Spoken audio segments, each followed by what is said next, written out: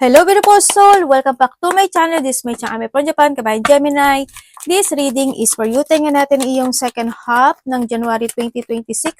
Maraming salamat muna sa aking mga subscriber, new subscriber, cross-watcher, at sa mga bagong pasok dyan. Welcome na welcome kayo sa bahay ni Ate Aimee. Salamat din sa nakataba ng puso ninyong mga comments. At sa mga nagpa-personal reading, marami pong salamat. Kung gusto niyo na energy niyo lang talaga, ang gusto niyo makuha natin, all the details is in description below. Pakicheck na lang.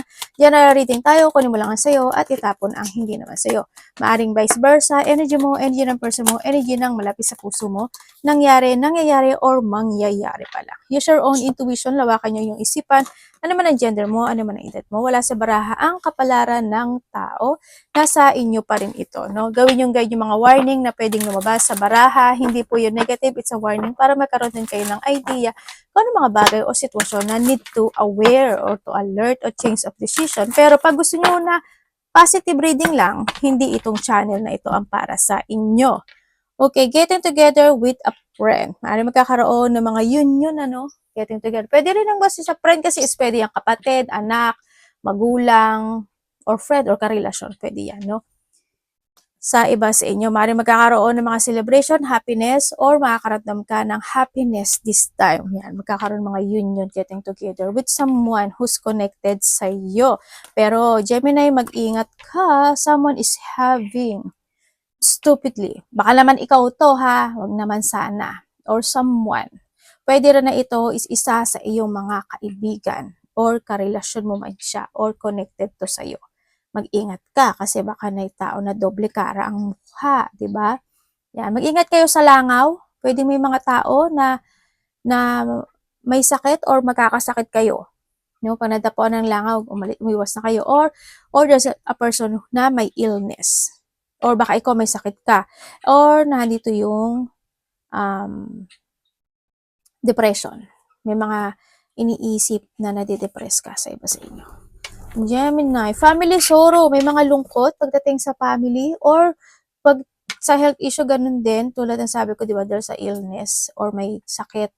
Yan, pwedeng ganun. Or may mga pagdadaanan kayo, no, related to a family or still may mga lungkot na mararamdaman pagdating sa connected ang pamilya. Financial gain usually coming from something you did in the past. Maaring may mga sitwasyon o bagay o pangyari, o ano man yan, na ginagawa kayo, no? Maaring halimbawa, from the past, ang dami nyong tirabaho, ang dami nyong overtime, ang nagpakapagod talaga kayo, ganyan.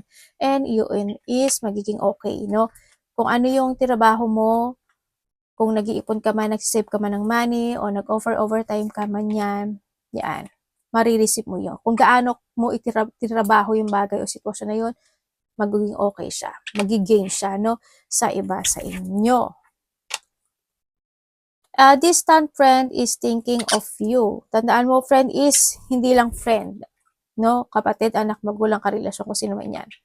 Kamag-anak, yan. May tao na nag-iisip sa'yo. Or maybe you are thinking someone who is in the, pwedeng kapamilya sa iba sa inyo. No? Yan, maaaring may mga inaalala ka or iniisip ka niya or iniisip mo siya. Sa iba sa inyo ha, vice versa. Vacation, maybe you are thinking about something vacation. Malayo man o malapit yung mga vacation nyo or traveling or pwede rin na sa bahay lang, di ba? Baka gusto mo lang muna na sa bahay, ganyan. Or maybe someone is may kaibigan ka o kapamilya ka na nasa ibang bansa or nasa ibang lugar or magbabakasyon or thinking about vacation. No? Kung kailangan na magbakasyon, siguro magbakasyon talaga kayo kasi you need din naman mag-relax kahit papaano. Position of authority.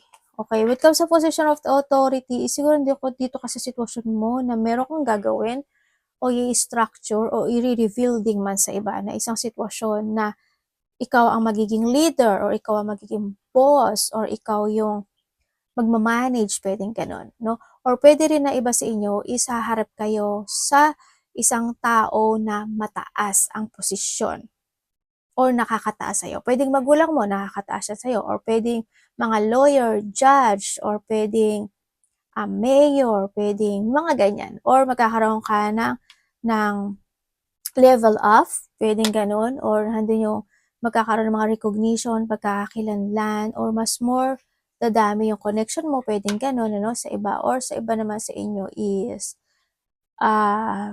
may pag-upo sa inyong trono. Pagbabalik ng dating ikaw o kaya is there's a position na nandoon ka.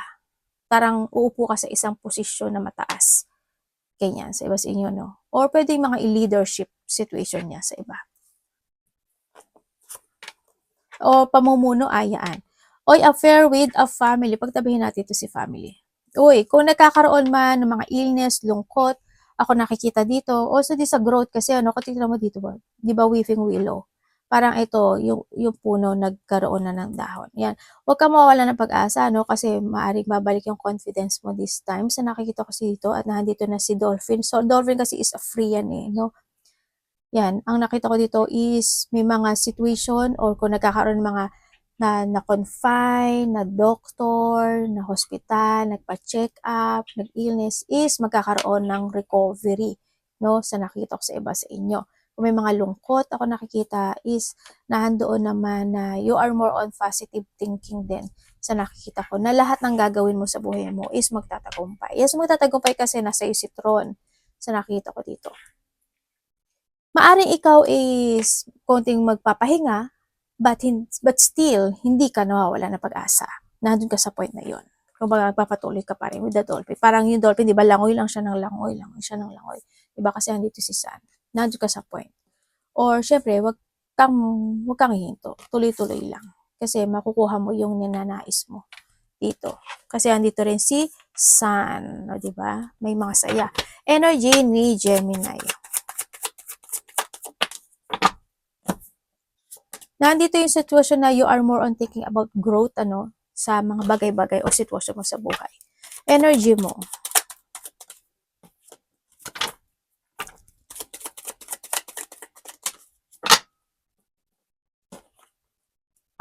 Okay, ang energy mo na nakikita ko sa ang dami mong iniisip, no? Dodong o auntie ka man, kung sino ka man. Yan, energy reading ha. Ang dami mong iniisip this time, ang dami mong manifestation actually. Sana all, sabay ganun, no? Yan, ang dami mong manifestation. Alam mo yung situation mo na ano, nandito ka sa situation mo na paulit-ulit. Ganyan. Yung energy mo kasi, siguro paulit-ulit lang na pag-iisip.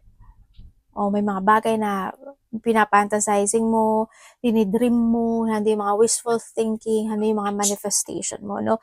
Sa nakikita ko sa'yo dito. May mga sitwasyon ako na nakikita na ginagawa mo naman yung lahat. Ginagawa mo yung lahat, pero hindi ko pa nakikita yung successful or hindi pa siya ganun na nagiging okay. Naaring pwedeng delay or nadi-delay or madi-delay pa ito, no? Sa nakikita ko dito. Yan, yung energy mo ganun. Parang paulit-ulit yung nangyayari sa buhay mo, ganyan. Yun na nakikita ko dito. Yung energy mo rin, siguro you feeling bored, minsan nabobored ka or boring yung nangyayari sa ibang aspeto ng buhay mo, ganyan. May mga sitwasyon na hindi mo pa kayang i-let go, ganyan. You still keeping pa rin siguro. Also, energy mo, may mga inuulit ka daw ng mga bagay. Parang paulit-ulit iniulit ka ng mga bagay, ganyan. Yun. Maari din na may mga point ng buhay mo na napanghinaan ka ng loob. Makanahan dito si Weeping Willow, di ba? Yun na nakikita ko sa iyo dito. Yun. But if you need a support with someone who's talaga nasa taas sa iyo, siguro humingi ka na lang ng tulong, no? Kung magulang mo man niya, kasi andito rin si family, di ba? Or a person na pwede makatulong sa iyo. Yun ang iyong energy. May mga naiisip ka na gusto mong gawin. Pero hindi pa siya nagsasucess. Paulit-ulit lang. Parating kay Gemini. Iba dito, trabaho ng trabaho. Trabaho ng trabaho, trabaho ng trabaho, pero walang nangyayari. Alam mo yun? Wala pang nangyayari actually. Sorry mali yung words ko. Wala pang nangyayari.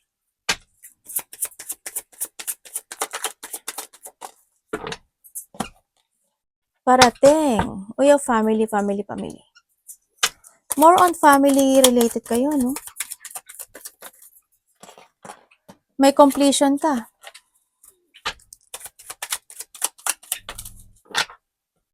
Okay, parating, uy, the sun.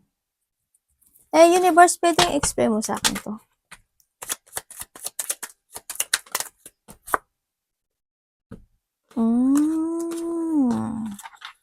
Okay, parating sa iyo, there's a happiness ka daw na, or pwede thinking to, no, sa iba. Yan. Sa iba dito is thinking about successful in life. Pwedeng related siya sa family, pwedeng may mga bagay na gusto mong ma-recover tulad ng sabi ko kanina doon sa taas, no? Or nahandun yung point na parating din sa'yo. Also, sa completion eh. Pero, ang nakikita ko sa'yo kasi is nalo-loss of thought yung iba. Hindi ko alam why. May hinihintay ka ba? Or nagkakaroon ka ng mga self-questioning when it comes sa sarili mo, kaya nakikita ko you're stuck. But still, you're in a positive thinking. Nandun ka sa point na yun. Pwedeng you're waiting for a sign, may mga on and off action, or pwede rin na may hinihintay ka talaga, no, sa iba sa inyo.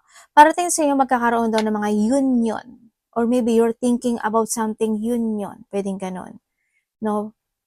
Ako nakikita dito, pwedeng family or a person na nakapagbibigay sa'yo ng kasiyahan, sigla, pwedeng ganon, karelasyon mo man yan, kung sino man yan na connected sa iyo. Ang parating din sa iyo is, ang dami mong 10, oh, 10, 10, 10. Aba, completion nga. Parating din sa iyo is, yan, may mga outgoing situation. Siguro may mga pupuntahan ka na kasiyahan, celebration, pwedeng ganon. Abundance also is coming. Ang nakikita ko sa'yo dito. Abundance is coming. May mga problema ako na nakikita na magtatapos sa iyo.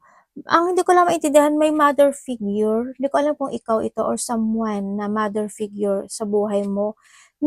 May konti siyang emotional feelings o lungkot. Hindi ko alam why. Maaring nalulukot siya pagdating sa iyo or may kinalulukot siya na connected ang pera or business man niya. Yun na nakikita ko dito. Basta may lungkot itong mother figure na to. Hindi ko alam why. Also, may mga parating na offering, ano, ibig sabihin is, or maybe you're waiting for something offering, or winindi mo yung manifestation mo. Iba dito is may mga offer, either this sa project, or may mga actions, or may mga sitwasyon na ikaka-excite mo, ganyan. Ako nakita. May mga excitement situation kasi ako nakikita dito. Pero hinihintay mo pa siya eh. Mangyayari to, kung may mga hinihintay ka na na-excite ka at hinihintay mo pa to, mangyayari siya siguro 1 to 3, pwedeng ganun, 1 to 3, or maybe 4 man yan, April, March, or after 1 month. Ganyan. Or weeks, days, weeks, months man yan, no? Sa iba dito, wag naman sana next year mangyari. Sa iba dito, baka next year. Sa iba dito is by April, March, or after 1 month. Wag naman sana next year. Sana mangyari na to, di ba? May papasok na pera sa inyo.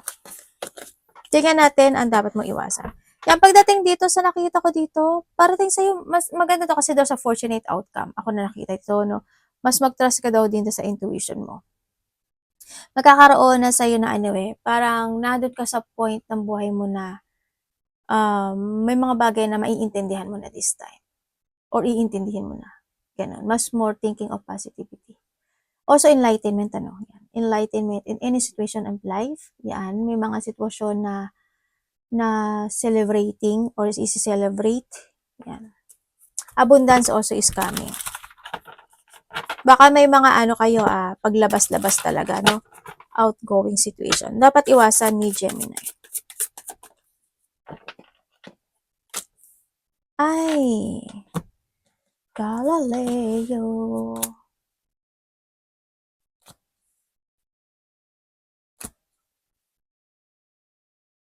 May mga i-work it out ka raw, Gemini. May mga ayusin ka raw. O i-work it out.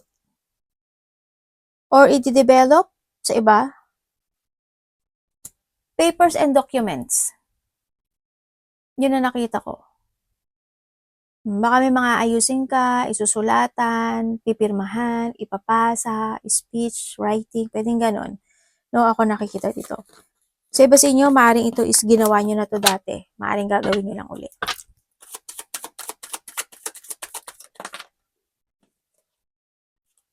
Dapat iwasan. Okay, dapat mong iwasan. Siguro iwasan mo yung hindi ka magkaroon ng acceptance sa buhay mo. Kung may mga naganap, no, nangyari, maganda man yan o hindi maganda, need to accept, no? Ang nakita ko rin dito, try to make it balanced in any situation in life. Iwasan mo maging pasaway or mga taong pasaway o matigas ang ulo. Yan, iwasan mo rin yun or mga matitigas ang ulo, iwasan mo yun.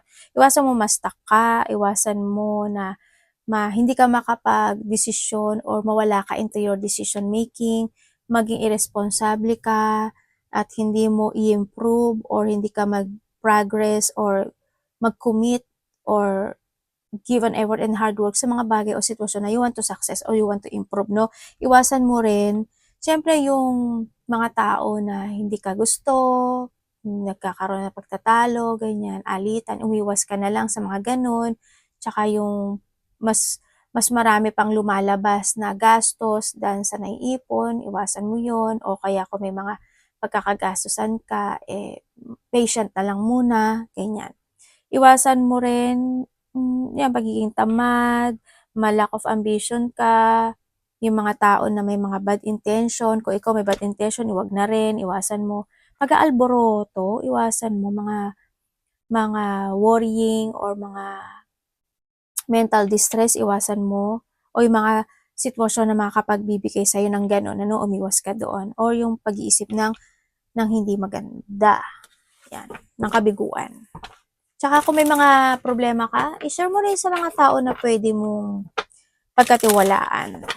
If there is something na need to recover, i-recover mo yon dan sa iset aside mo, di ba? Love, kapatid, anak, magulang, karelasyon, kaibigan, pamilya. Gemini.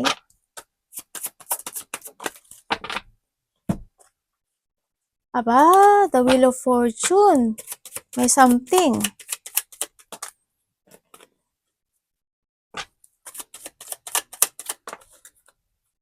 May taong naghihintay sa'yo. Or maybe this is you. Sa mga single dyan, may dalawang parating sa buhay mo. Mamili ka na lang. Mamili ka na lang. Aba, either isa dito is luma. Oo, isa dito luma. Kasi nagkaroon ng distance. Ay, oo nga, isa is luma. Yun na nga lang, mamili ka. Kung luma o new. Yan. And then, kung kayo naman is nagkahiwalay, oo, yes, nagkaroon ng paghihiwalay talaga. Ang nakita ko dito, nagkaroon ng kanya-kanyang direksyon sa buhay. Okay naman nakita ko naman yung okay yung relasyon nyo. Yun nga lang, syempre hindi maaalis yung mga jungling or chaos when it comes in this relationship. Yun nga lang, nagkaroon talaga ng emotional, nagtumahak na rin talaga na tumahak yung isa, no, ng kanyang direksyon. Maaring LDR din kayo, no? Siyempre, kung ngayon is nagkaroon na kayo ng LDR, nagkaroon ng distance. And then, pero isa sa inyo is still in a stuck situation. They still holding in this relationship, Siyempre, nandun pa rin yung gusto niyang kausapin ka, and they wish pa rin na gusto niya magkaroon ng pag-uusap. Nagiging lang to, no? Nagiging back and forth lang yung action niya. Hindi ko alam why, kasi hindi naman siya nag-a-action, pero back and forth yung nakikita ko dito, no? Baka magugulat ka na lang, bigla itong pumasok sa buhay mo at bigla siyang magparamdam. Parang ganun yung parang masashock ka na nahandyan na siya. Parang naandun sa point. Sa mga nagkahiwalay dyan, yun ang nakita ko dito. Sa iba sa inyo, yun. Parang na lang niya yan, no? Yan. Kung kami is kami rin. Pero biglaan itong dadating. Kasi they want union and gusto niya ng open communication sa'yo, Galileo. Iba naman sa inyo, sa yung isa biglaan nyo lang din itong makikilala. Itong tao na to. Sa mga single. Anak, wag ka dyan. Yun. And then, kung kayo naman is in relationship. Kung kayo is in relationship, sa mga andun naman din yung okay naman, ang nakikita ko dito, hindi ko naman nakikita yung hardship ng relationships, may paghihintay lang, no? Sa nakita ko dito. Maaaring isa sa inyo is still waiting. Hindi ko alam why. Siguro naghihintay siya kung ano pa mga pagsubok or mga darating na pangyayari when it comes to a life. Pwedeng gano'n sa nakita ko dito. You at peace when it comes naman sa pakipag-usap dito sa taon to. Kaso, yun nga lang, ang may blockage lang dito sa relationship na to. Hindi ko alam why. Siguro minsan, nagkakaroon ng mga pagsisinungaling, pag-aaway, hindi pagkakasunduan. Yun na nakikita ko dito, ha? Mm, mm. Siguro isa dito may konting pagiging makasarili, yung isa sa inyo. Yun. Yun lang naman ang ano yun lang naman ano. Pero syempre, hoping, di ba? Hoping, hindi kayo magkanya-kanya ng direction sa buhay pagdating dito. Pero magkakaroon ng pang-aakit or magkakaroon sa iba sa inyo ng distraction when it come in this relationship. Yun ang nakikita ko sa inyo. Eh kung may third party, alam nyo na yan. Anong gagawin nyo? Pero may blockage no, sa relasyon. Hindi ko alam why, pero there's a blockage. Tingnan natin na iyong money. Kamusta po yung money ni Gemini?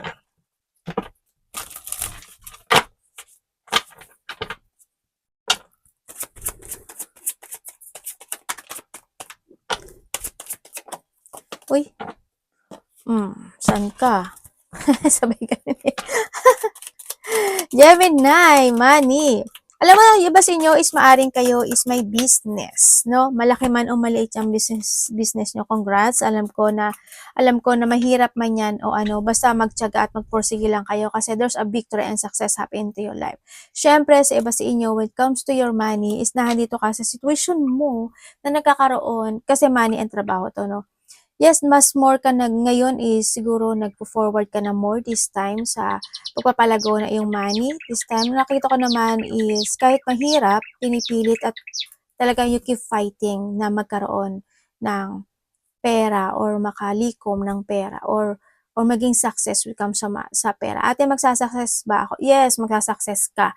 No, sa nakita ko, there's a victory and success happen into your life na hindi mga well-wisher mo pagdating sa iyong pera. But still, sa ngayon, is nandun yung iba sa inyo is basta keep moving lang. Keep moving, ano. Kasi magsasucess ka dito sa pera. Siguro after, sa iba siguro mga 2 months or 2 years after, maaaring ganun, makamit nyo yun. Pero dito ngayon is magiging magnetic ka kasi pagdating sa pera mo.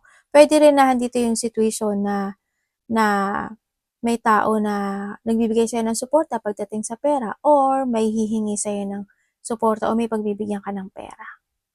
Yun. Or pwede rin na dito yung situation because you have a goal in life, nahandoon ka sa point na tuloy-tuloy lang ang paglilikom ng pera, no? Tuloy-tuloy ang pagtatrabaho, paglilikom ng pera kasi may goal ka na gusto mo makamit sa buhay mo. Kaya minsan, nakikita ko yung painful mo in life. Nandun din kasi iba sa paghihintay. Anak, baba ka. Tingnan natin ang iyong advice. Advice po kay Gemini.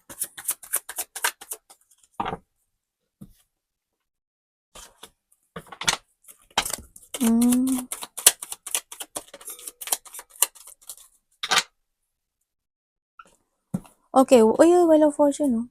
Okay, when it comes sa advice, hindi mo na advice may mga darating pa sa yung opportunity may parating sa iyo.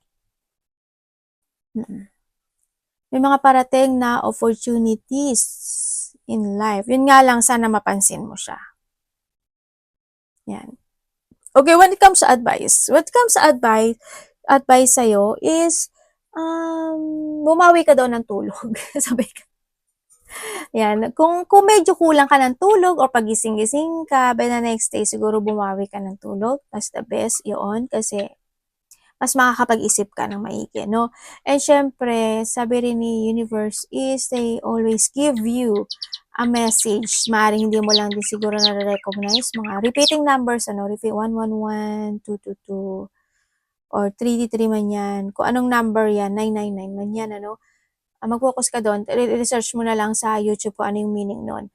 O kaya naman by the song, o kaya sa kaibigan. Pwedeng gano'n, ka mga nakakausap. Halimbawa, nasa isip mo, gusto mo talaga mag-travel. Tapos yung kaibigan mo is nag-isip siya na, mag-vacation tayo. Ibig sabihin, sign yun na sinasabi ni universe na this is a time na mag-enjoy ka naman sa buhay mo, magbakasyon. Pwedeng ganun, no? And then, yun nga, this is a time na because of the many knowledge na meron ka na ngayon, dahil ang dami na rin naman nangyari sa buhay mo, you need to decide when it comes to your direction this time. No, this is a time, it's time to shifting. Kumbaga, no, this is time to focus to your dreams come true. Yes, there's a reward and success na magakamit mo sa nakita ko dito. May kahilingan na makakamit mo ang nakita ko rin. Mag-focus ka lang sa mga pangarap mo sa buhay, no? Kasi susundan ka daw at gagabayan ka ni universe sa mga pagbabagong magaganap o mangyayari sa buhay mo. Kung may mga change of decision, it's good. Basta mag-trust ka sa intuition mo, kasi merong parating. Baka hindi mo mapansin. Yun. And you need to be aware din sa feelings ng ibang tao, no? And be wise, makinig ka sa mga advice ng ibang tao. And, syempre, open your heart. And tsaka, respect the person who respect you kung kinakailangan. And syempre, respetuhin mo din yung sarili mo, no? Ang sinasabi dito. Gamitin mo daw yung knowledge mo sa pagtahak mo ng bagong direksyon sa buhay mo. Or alamin mo kung talagang saan mo gusto na mangyari in life. To shifting or mga ideas to pursue, no? Pursue mo yun. Arigato namaste, God bless.